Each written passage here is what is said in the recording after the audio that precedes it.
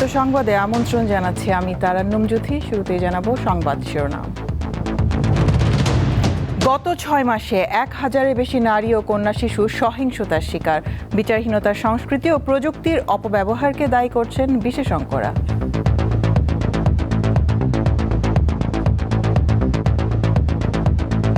এখানে সামাজিক, রাজনৈতিক, অর্থনৈতিক, আইনগত এবং সাথে সাইকোসোশ্যাল মানে মনোসামাজিকের পরিবর্তনের কারণেই আসলে এই সমাজ বিরোধী যে কর্মকাণ্ডগুলোকে আমরা দেখছি সেগুলো হচ্ছে।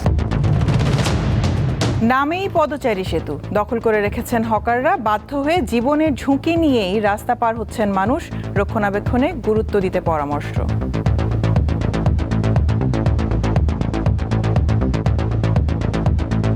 কোন সময় পকেট মেরে হাত ঢুকে দিয়ে দেয় ভিড়ের ভিতরে। খালি ওভারব্রিজ করলে তো হবে না, জনগণের তো সুবিধা থাকতে হবে। চীন সফররত প্রধানমন্ত্রীর সঙ্গে ওয়ার্ল্ড ইকোনমিক ফোরামের প্রেসিডেন্টের সাক্ষাৎ। বিনিয়োগের জন্য আস্থার পরিবেশ নিশ্চিত করতে চায় সরকার।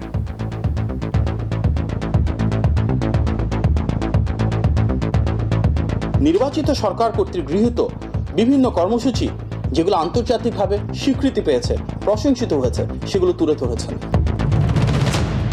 আওয়ামী লীগের প্রতিষ্ঠাবার্ষিকী ঘিরে 6 জেলায় টহল দিচ্ছে সেনাবাহিনী। দলটির ভবিষ্যৎ নির্ধারণ করবে আদালত, জানালেন উপদেষ্টা জাহেদ।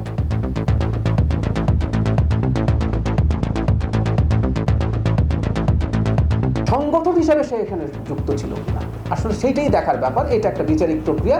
যদি সেটা হয়, তার সমর্থন কেমন থাকুক আর যাই হোক, এটা নিষিদ্ধ করার সিদ্ধান্ত হয়তো আদালত দেবেন। আমি হয়তো বলছি, কারণ এটা আদালতের জুরিসডিকশন, আমাদের কিছু করার নেই। তাপপ্রবাহে বিপর্যস্ত ইউরোপের বিভিন্ন দেশ। ফ্রান্সে 2 দিনে 18 জনের মৃত্যু। স্পেন, যুক্তরাজ্য, গ্রিসে তাপমাত্রার পারদ 40 ডিগ্রি সেলসিয়াস।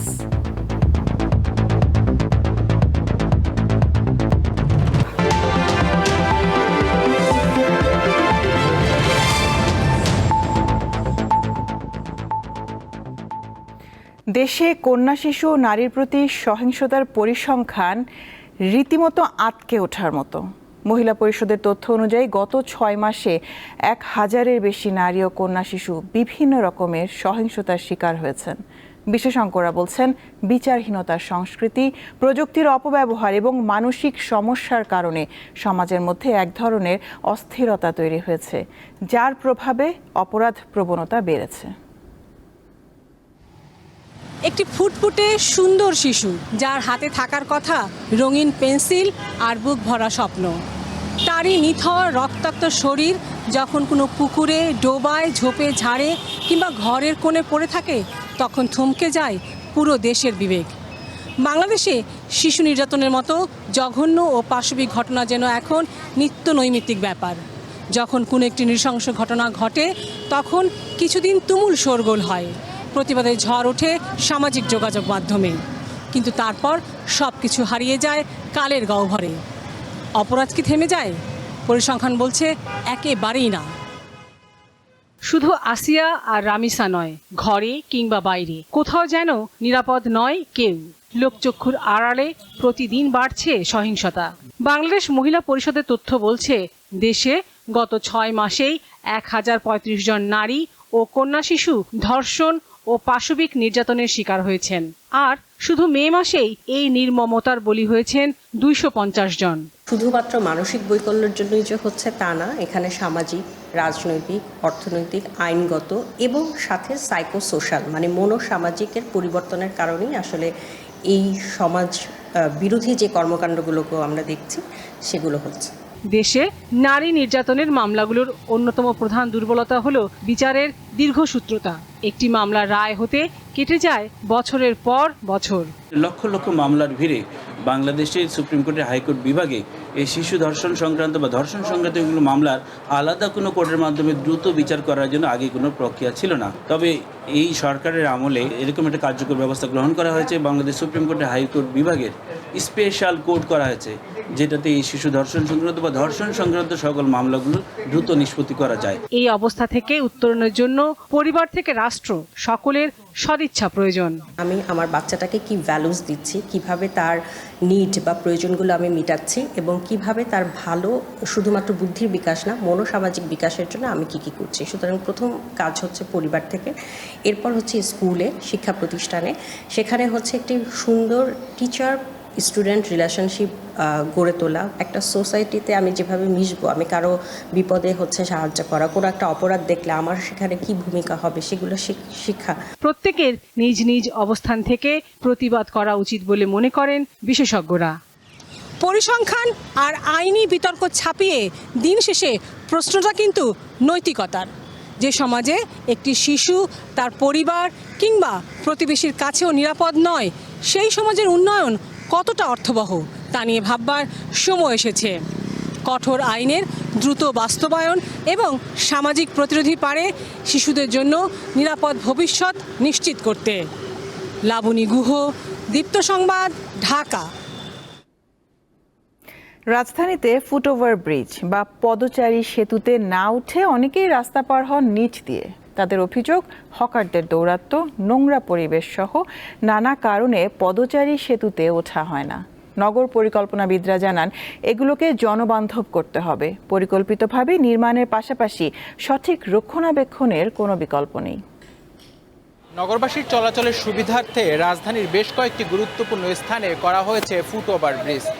এসব ফুটওভার ব্রিজ থাকা সত্ত্বেও যত্রতত্র রাস্তা আর হচ্ছে নগরবাসী। এতে একদিকে যেমন তৈরি হচ্ছে যানজট, অন্যদিকে ঘটছে দুর্ঘটনা। এত ফুটওভার ব্রিজ থাকা সত্ত্বেও কেনই বা ফুটওভার ব্রিজ ব্যবহারে অনীহা দেখাচ্ছে নগরবাসী? এর পেছনেই বা রয়েছে কী কারণ? ঢাকা উত্তর সিটি কর্পোরেশনের তত্ত্বাবধানে 2023 সালে 20 কোটি টাকা ব্যয়ে নির্মিত হয় ফার্মগেটের দৃষ্টিনন্দন এই ফুট ওভার ব্রিজটি। কিন্তু এটি ব্যবহার না করে ঝুঁকি নিয়ে প্রতিনিয়ত রাস্তা পার হচ্ছেন নগরবাসী। ফুটওভার ব্রিজগুলোতে অনেকগুলো দোকানপাট এইসব হয়ে থাকে, এই জন্য ফুটওভার ব্রিজ ব্যবহার করা মনে হচ্ছে। দেখেন এই যে পুরাটা ব্রিজ জ্যাম দোকানের কারণে, একটা মানুষ হাঁটতে পারে না, গায়ে ধাক্কি লাগে, এই কারণে গ্যাদানের কারণে কি করুন। কাঁচা বাজার ছাড়া কি মেলে না এই ফুট ওভার ব্রিজে? স্যান্ডেল থেকে শুরু করে কানের দুল সবই পাওয়া যায় এখানে, শুধু পথচারীদের চলাচলের জায়গাটাই কম। এ তো গেল আধুনিক ফুট ওভার ব্রিজের সুযোগ সুবিধার চিত্র। এবার একটু নজর দেয়া যাক তুলনামূলক পুরনো ওভার ব্রিজগুলোর দিকে। 6 ফুট চওড়া রাজধানীর শ্যামলীর শিশু মেলার ফুট ওভার ব্রিজটির 4 ফুটই হকারদের দখলে, বাকি 2 ফুট দিয়ে কোনো মতে চলাচল করে সবাই। আর বয়স্ক ব্যক্তি, গর্ভবতী নারী ও শারীরিক প্রতিবন্ধীদের জন্য ব্রিজের দীর্ঘ সিঁড়ি বেয়ে ওঠানামা করা কষ্টকর ও ঝুঁকিপূর্ণ। উঠতে আমাদের অনেক কষ্ট হয়। ব্রিজটা যদি প্রশস্ত এবং লিফট হইতো, এটা রাস্তা হকারের জন্য আরো বেশি জ্যাম লেগে যায়, আরো এখানে ভয়ও লাগে। কোন সময় পকেট মেরে হাত ঢুকে দিয়ে দেয় ভিড়ের ভিতরে। খালি ওভারব্রিজ করলে তো হবে না, জনগণের তো সুবিধা থাকতে হবে ওঠার নামার জন্য। এটাও প্রস্ত কম, ওটাও প্রস্ত কম, সিঁড়িগুলো অনেক খারাপ, রোগী উঠবে কিভাবে? এছাড়া এই এলাকায় বেশ কয়েকটি নামিদামি হাসপাতাল থাকায় প্রতিদিন বহু রোগীও রাস্তা পারাপার হন এই ব্রিজ দিয়ে। তেমনি একজন রাজধানীর মোহাম্মদপুরের বাসিন্দা সোহাগ মিয়া একটি দুর্ঘটনায় পায়ের সমস্যা নিয়ে পঙ্গু হাসপাতালে এসেছেন চিকিৎসা সেবা নিতে। বহু কষ্টে পার হয়েছেন এই ফুট ওভার ব্রিজ। যদি লিফট হয় তাহলে আমাদের জন্য ভালো হবে। ব্রিজের উপরে যে গ্যাদারিং, তো হাঁটতে কষ্ট হয়। আসাদগেটের দিকে একটু এগুলি সোহরাওয়ার্দী হাসপাতালের সামনে আরেকটি ফুট ওভার ব্রিজ। এটির দশা আরও করুণ, যেখানে আছে চলন্ত সিঁড়ি যা নষ্ট। এছাড়া সিঁড়ির নিচে আবাসস্থল গড়েছে ছিন্নমূল মানুষ, যেখানে সেখানে পড়ে আছে ময়লা আবর্জনা। গিঞ্জি পরিবেশটার জন্য ওই দিক দিয়ে পার না হয়ে শর্টকাটে পার হয়ে যাচ্ছে। অ্যাকচুয়ালি এইসব কারণে যে ওভারব্রিজের পরিবেশটা ভালো থাকে না। সব জায়গায় আড্ডা দেয়, এখানে মাদক সেবন করে আর এখানে চিন্তাই করে।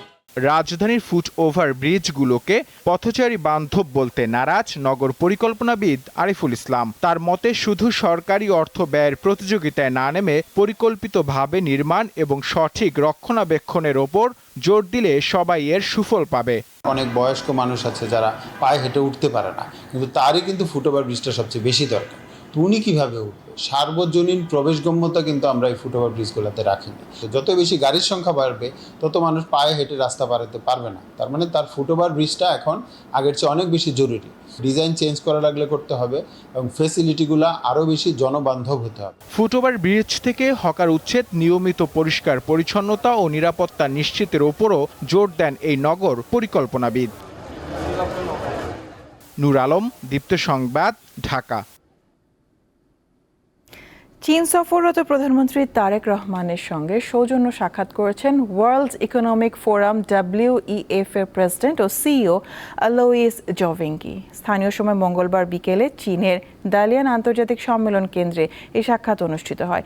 এই প্রসঙ্গে প্রধানমন্ত্রীর উপদেষ্টা ও প্রধানমন্ত্রীর কার্যালয়ের মুখপাত্র মাহদি আমিন জানান, বৈঠকে বাংলাদেশের গণতান্ত্রিক সরকার কিভাবে বিনিয়োগ বৃদ্ধি করতে পারে, কর্মসংস্থান তৈরি ও দেশের মানুষকে অগ্রযাত্রার পথে ধাবিত করতে পারে সেগুলো নিয়ে আলোচনা হয়েছে। একই দিনে ওয়ার্ল্ড ইকোনমিক ফোরামের climate leadership in a shifting global landscape সেশনে বক্তব্য রাখেন প্রধানমন্ত্রী। পরে দালিয়ানের শাংগ্রি-লা হোটেলে আয়োজিত সংবাদ সম্মেলনে মাহদি আমিন বলেন, বাংলাদেশ ব্যবসার জন্য উন্মুক্ত এমন বার্তার মাধ্যমে বৈশ্বিক বিনিয়োগকারীদের জন্য একটি আস্থাশীল ও প্রতিযোগিতামূলক পরিবেশ নিশ্চিত করতে চায় সরকার। এই সম্মেলনের মাধ্যমে তার যে মূল লক্ষ্য, বাংলাদেশে অধিকতর বৈদেশিক বিনিয়োগ নিশ্চিত করা, কর্মসংস্থান সৃষ্টি করা, জলবায়ুর সহনশীলতা এবং টেকসই উন্নয়নের যে অগ্রযাত্রা রয়েছে সেটিকে আন্তর্জাতিক বিনিয়োগ এবং অংশীদারিত্বের সাথে আরও গভীরভাবে সম্পৃক্ত করা। একই সঙ্গে বাংলাদেশের ব্যবসা যে সবার জন্য উন্মুক্ত, আমরা ডিরেগুলেশন করছি, ইকোনমিক লিবারালাইজেশন করছি, ফরেন ইনভেস্টমেন্ট অ্যাট্রাক্ট করছি, সেগুলোর জন্য কিন্তু বৈশ্বিক বিনিয়োগকারীদের আস্থা তৈরি করা, একটা প্রতিযোগিতামূলক পরিবেশ তৈরি করা, সেগুলো নিয়ে ধারাবাহিকভাবে আলোচনা চলছে। আওয়ামী লীগের নৈতিক সাহস নেই, তবে তাদের নাশকতার সক্ষমতা আছে বলে মনে করেন প্রধানমন্ত্রীর উপদেষ্টা জাহিদুর রহমান। সকালে সচিবালয়ে তিনি জানান, জনগণের নিরাপত্তার স্বার্থে কয়েকটি জেলায় সেনাবাহিনী মোতায়েন হয়েছে। তথ্য অধিদপ্তরের সাপ্তাহিক প্রেস ব্রিফিংয়ে মঙ্গলবার সরকারের বিভিন্ন কার্যক্রমের অগ্রগতি তুলে ধরেন প্রধানমন্ত্রীর তথ্য ও পলিসি ও স্ট্র্যাটেজি বিষয়ক উপদেষ্টা। তিনি জানান, কুরুচিপূর্ণ ও অপমানজনক প্রচারণার বিরুদ্ধে কঠোর ব্যবস্থা নেয়ার সিদ্ধান্ত নিয়েছে সরকার। একজন জাইমা রহমান আর একজন অন্য কোনো রহমান বা অন্য কোনো নারী এই সমাজে রাষ্ট্রের কাছে সমান অধিকার প্রাপ্য। নারী হলে কতগুলো বিভৎস কথাবার্তা নিয়ে হাজির হওয়া হয়, এগুলো আমরা থামাবো, আমরা এগুলো কগনিজেন্সে নেব এবং নিশ্চিত করবো আপনি যেটা বলছেন, কোনো নিরপরাধ মানুষ যিনি জড়িত নন অবশ্যই তিনি কোনো সমস্যায় পড়বেন। কথা বলেন নিষিদ্ধ থাকা আওয়ামী লীগের রাজনীতি প্রসঙ্গেও। জানান, দলটি নিষিদ্ধ হবে কিনা তা নির্ভর করছে আদালতের উপর। আওয়ামী লীগ সম্পর্কে অবস্থান হচ্ছে এটা, তার চেকলিস্টটা দেখা হবে যে জুলাইয়ে যে ক্রাইম এগেনস্ট হিউম্যানিটি হয়েছে, মানবতা বিরোধী অপরাধ হয়েছে, তাতে সে দল হিসেবে জড়িত ছিল কি, বিচারটা হচ্ছে সংগঠন হিসেবে সে এখানে যুক্ত ছিল কিনা, আসলে সেইটাই দেখার ব্যাপার। এটা একটা বিচারিক প্রক্রিয়া, যদি সেটা হয় তার সমর্থন কেমন থাকুক আর যাই হোক, এটা নিষিদ্ধ করার সিদ্ধান্ত হয়তো আদালত দেবেন। আমি হয়তো বলছি কারণ এটা আদালতের জুরিসডিকশন, আমাদের কিছু করার নেই। সরকারের এই মুখপাত্র জানান, চলতি বছরের সেপ্টেম্বর অক্টোবর থেকে স্থানীয় সরকার নির্বাচন অনুষ্ঠিত হবে দেশে। আমাদের মাননীয় প্রধানমন্ত্রীর সফরকে। রুবায়েত হাসান, দীপ্ত সংবাদ, ঢাকা।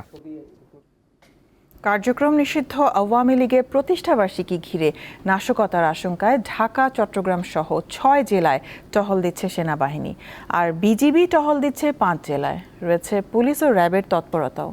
তবে আজ কোথাও আওয়ামী লীগের কোনো কর্মসূচি দেখা যায়নি। অবশ্য মাঠে ছিল বিএনপি ও জামায়াতে ইসলামী। কার্যক্রম নিষিদ্ধ আওয়ামী লীগের প্রতিষ্ঠা বার্ষিকী ঘিরে নাশকতা ও বিশৃঙ্খলা সৃষ্টির আশঙ্কায় ঢাকা, চট্টগ্রাম, নারায়ণগঞ্জ, গাজীপুর, গোপালগঞ্জ ও ফরিদপুরে সেনাবাহিনী মোতায়েন করে স্বরাষ্ট্র মন্ত্রণালয়। একই সময় আইন শৃঙ্খলা পরিস্থিতি স্বাভাবিক রাখতে কক্সবাজার, মাদারীপুর, শেরপুর, গাজীপুর ও মৌলভীবাজারে বিজিবি মোতায়েন করা হয়। গাজীপুরে সোমবার বিকেলে মাঠে নামে সেনাবাহিনী ও বিজিবি, পাশাপাশি মোতায়েন করা হয় পুলিশের বিপুল সংখ্যক সদস্য। মঙ্গলবার সকাল থেকে জোরদার করা হয় টহল। এর মাঝে আমি কোনো অপ্রীতিকর কোনো ঘটনা দেখতে পাইনি, তবে নাওজরের ওখানে আইন শৃঙ্খলা বাহিনীর কিছু গাড়ি ওখানে দেখছি আর কি। এখন এ পর্যন্ত কিছু হয় নাই, এখন ভবিষ্যতে কি হবে এটা বলা যাচ্ছে না। পরিস্থিতি স্বাভাবিক আছে, মোটামুটি সব কিছু ঠিকঠাক আছে, বর্তমানে কোনো সমস্যা নাই। বেআইনি মিছিল ও অন্যান্য কার্যক্রমের মাধ্যমে নাশকতা ও বিশৃঙ্খলা ঠেকাতে গোপালগঞ্জে সতর্ক অবস্থানে রয়েছে সেনাবাহিনী ও পুলিশ। জেলা শহরে মোতায়েন করা হয়েছে 171 জন সেনা সদস্য। ফরিদপুর শহরে গুরুত্বপূর্ণ জায়গাগুলোতে সেনা সদস্যরা টহল দিচ্ছে। জননিরাপত্তা নিশ্চিত করার পাশাপাশি যে কোনো ধরনের অপ্রীতিকর পরিস্থিতি এড়াতে পুলিশ ও জেলা প্রশাসন সর্বোচ্চ সতর্ক অবস্থানে রয়েছে।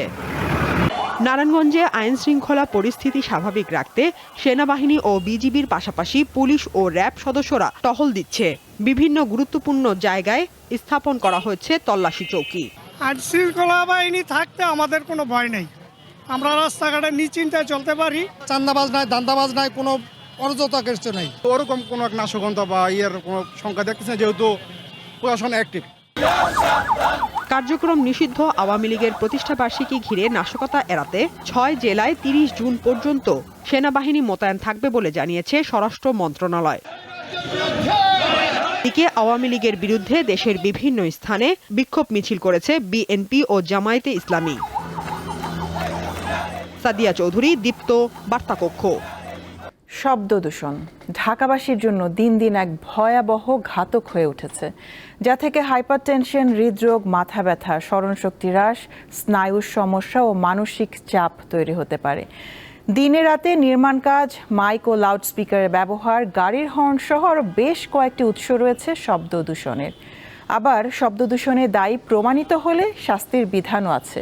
তারপরও ঢাকাসহ দেশের মহানগরগুলোয় এই শব্দ দূষণের মাত্রা দিন দিন যেন বাড়ছেই।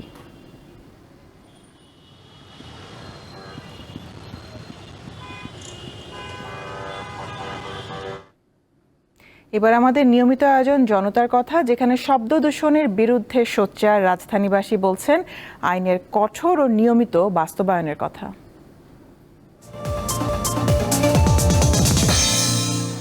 অনিয়ন্ত্রিত হাইড্রোলিক হর্ন আর যত্রতত্র মাইকিং সব মিলিয়ে এই নগরীর মানুষ শব্দ দূষণের এক জ্বলন্ত চুল্লিতে বসবাস করছে।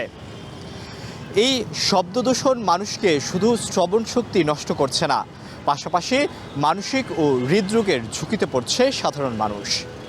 এই শব্দ দূষণ নিয়ে কি ভাবছে সাধারণ মানুষ এবং এর প্রতিকার হিসেবে কি চাচ্ছে, আমরা আজকে জানার চেষ্টা করব। আমাদের নিজেকে নিজে ক্ষতি করে ফেলছি। আমার কানে আমি শুনতে পাই না এখন এই শব্দ দূষণের কারণে। আমার শ্রবণ শক্তি কমে গেছে এখন। শব্দ দূষণে তো অভ্যস্ত হয়ে গেছে, এখন শব্দ দূষণ না থাকলে তো মাথা যন্ত্রণা করে। যখন গ্রামে যাই তখন একটু আনইজি ফিল হয় যে শব্দ নাই কেন।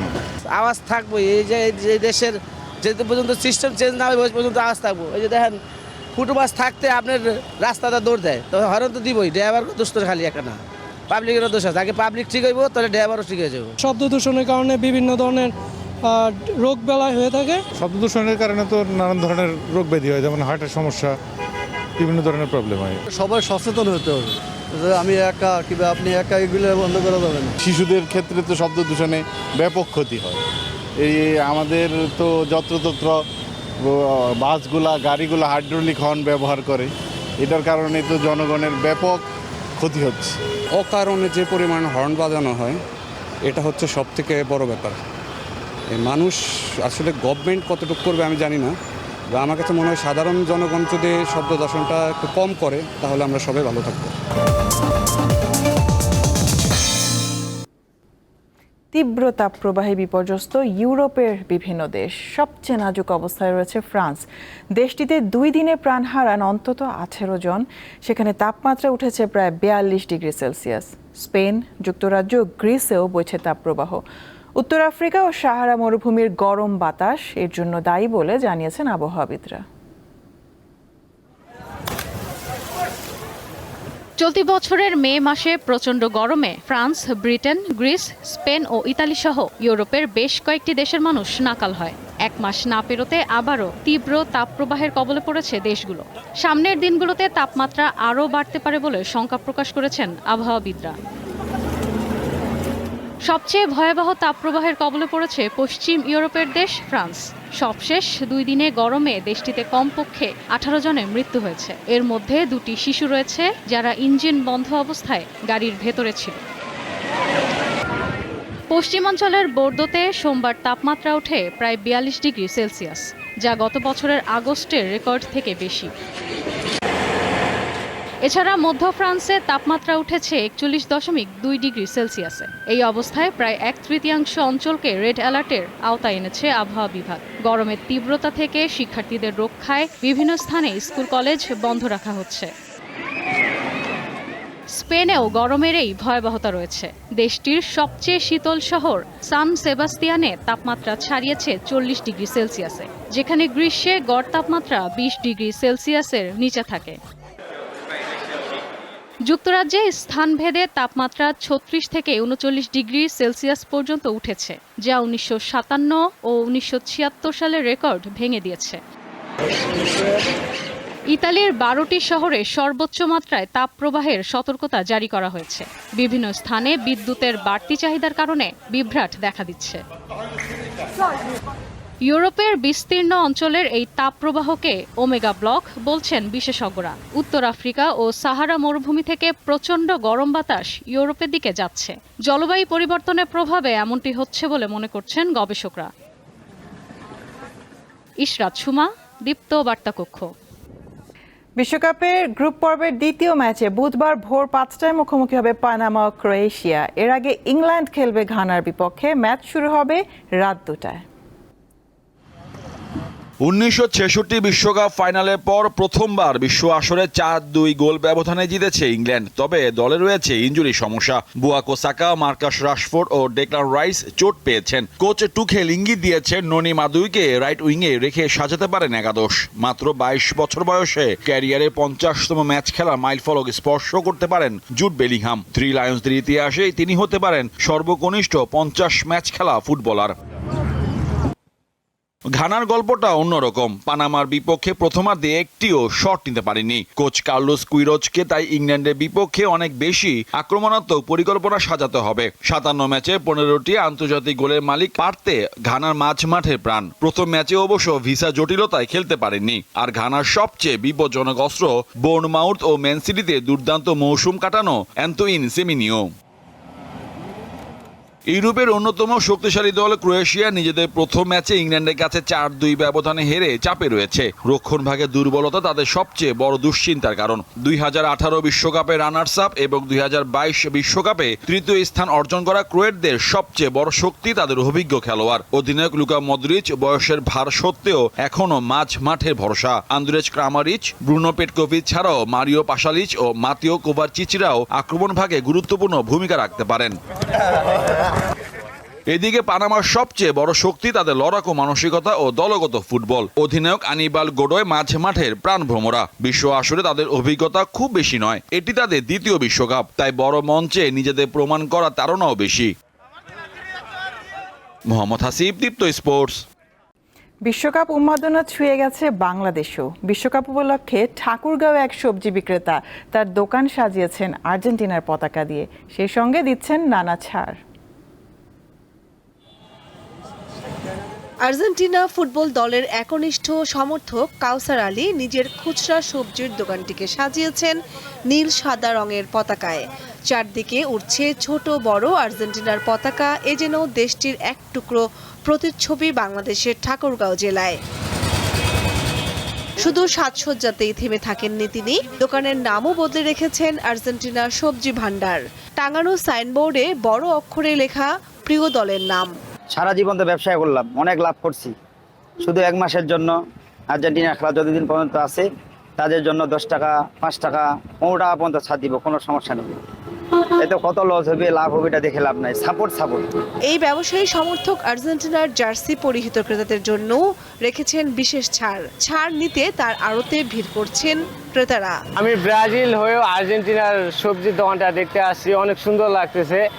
তো আর্জেন্টিনার দলটার উপরে আমার শুভকামনা রইল যেন ফাইনাল যেতে পারে। কিন্তু আমাদের জার্সি নাই বিধায় আমাকে ছাড় দিল না।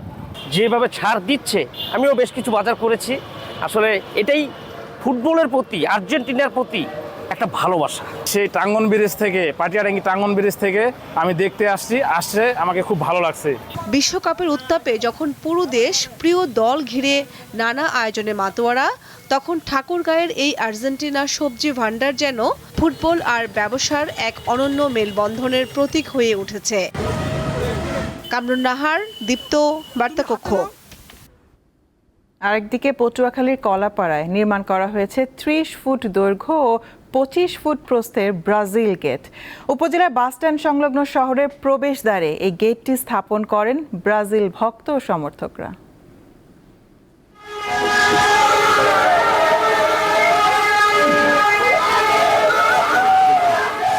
ফুটবল বিশ্বকাপ ঘিরে বাঁধ ভাঙা উল্লাসে মেতেছে পুরো দেশ। এর ব্যতিক্রম নয় পটুয়াখালীও। প্রিয় দল সমর্থন জানিয়ে ব্যানার, ফেস্টুন, তোরণ ও পতাকা সাটিয়েছেন অনেকে। তবে পটুয়াখালীর কলাপাড়া উপজেলায় নির্মাণ করা হয়েছে ব্যতিক্রমী ব্রাজিল গেট। 30 ফুট দৈর্ঘ্য ও 25 ফুট প্রস্থের এই গেটটি নির্মাণ করেছেন ব্রাজিল ভক্ত ও সমর্থকরা। শহরের প্রবেশদ্বারে এই গেটটি তারা নির্মাণ করেছেন। তাদের কি লক্ষ্য উদ্দেশ্য, চলুন শুনে আসি ব্রাজিল ভক্ত ও সমর্থকদের কাছে। খেলাধুলাকে ভালোবাসি, খেলাধুলা থাকলে মাদক থেকে দূরে থাকা যায়। ব্রাজিলের নেইমারের খেলা ভালো লাগে, আমার বাবাও ব্রাজিল করে, আমিও ব্রাজিল করি। সবার উদ্যোগে গেটটা হয়েছে, আলহামদুলিল্লাহ আমরা অনেক খুশি। ব্রাজিল ভক্ত, বিশেষ করে চৌরাস্তার ব্রাজিল ভক্ত আমরা সবাই মিলে কিন্তু এই আয়োজনটি করতে সক্ষম হয়েছে এবং কলাপাড়া উপজেলায় এর চাইতে বড় আয়োজন আর আমি মনে করি কোথাও হয়নি। বিশ্বকাপ খেলার জন্য এই গেটটি করা হয়েছে, খেলা যতদিন থাকবে এই গেটটি থাকবে। ব্রাজিলের সমর্থন গোষ্ঠীর যে আশা যে আমরা হেক্সা মিশন কমপ্লিট করব, এই আশা ব্যক্ত করেই আমাদের এই ভিন্নধর্মী আয়োজন করা হয়েছে।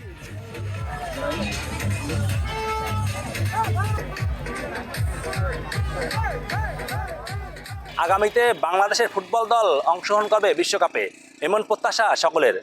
মোহাম্মদ ইমরান, দীপ্ত টিভি, পটুয়াখালী। শেষ করব রাতের সংবাদ, শিরোনামগুলো জানাবো আরও একবার।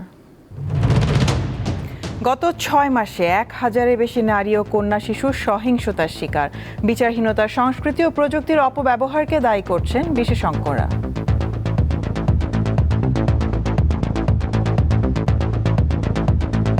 এখানে সামাজিক, রাজনৈতিক, অর্থনৈতিক, আইনগত এবং সাথে সাইকোসোশ্যাল মানে মনোসামাজিকের পরিবর্তনের কারণেই আসলে এই সমাজ বিরোধী যে কর্মকাণ্ডগুলোকে আমরা দেখছি সেগুলো হচ্ছে। নামেই পদচারী সেতু, দখল করে রেখেছেন হকাররা, বাধ্য হয়ে জীবনের ঝুঁকি নিয়ে রাস্তা পার হচ্ছেন মানুষ। রক্ষণাবেক্ষণে গুরুত্ব দিতে পরামর্শ।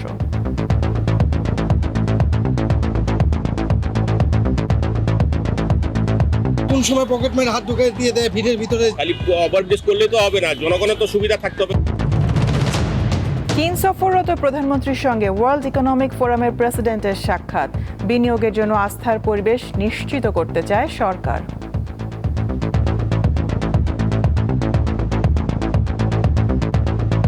নির্বাচিত সরকার কর্তৃক গৃহীত বিভিন্ন কর্মসূচি যেগুলো আন্তর্জাতিকভাবে স্বীকৃতি পেয়েছে, প্রশংসিত হয়েছে, সেগুলো তুলে ধরেছেন। আওয়ামী লীগের প্রতিষ্ঠাবার্ষিকী ঘিরে 6 জেলায় টহল দিচ্ছে সেনাবাহিনী। দলটির ভবিষ্যৎ নির্ধারণ করবে আদালত, জানালেন উপদেষ্টা জাহেদ।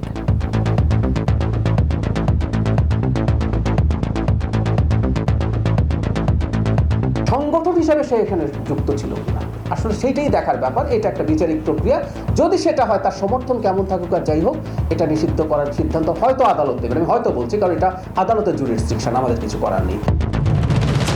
তাপ প্রবাহে বিপর্যস্ত ইউরোপের বিভিন্ন দেশ।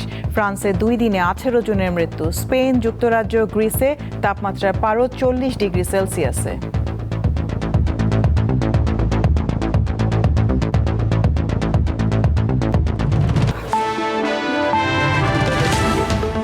এই ছিল এখনকার মতন। আমি তারান্নুম জুথি বিদায় নিচ্ছি। দর্শক, আরও তথ্য বিনোদনের সংবাদ জানতে যুক্ত থাকুন দীপ্ত টিভির ডিজিটাল প্ল্যাটফর্মগুলোতে। এতক্ষণ সাথে থাকার জন্য ধন্যবাদ সবাইকে।